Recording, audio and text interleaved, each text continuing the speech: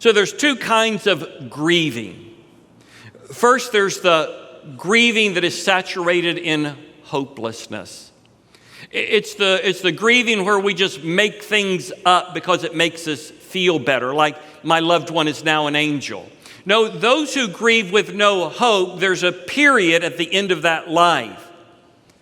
And in the hopelessness of that grief, there's an anguish that is almost insurmountable.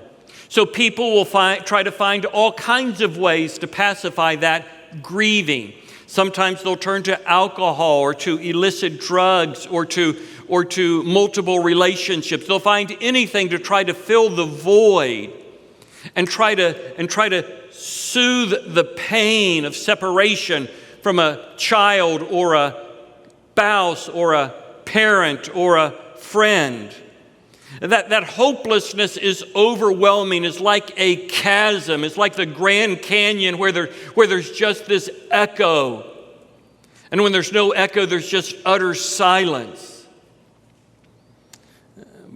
But that's not the way that a Christian grieves.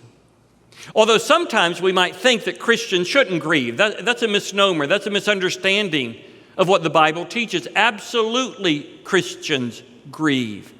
They grieve deeply because they love deeply.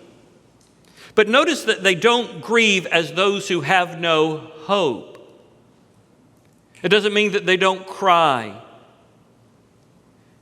It doesn't mean that they don't have a time of anguish and heartache and disappointment and pain.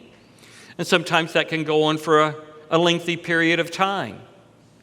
But they don't grieve as those who have no hope, because when they collapse on their bedroom floor in tears, they know, I am indwelt by the Spirit of God.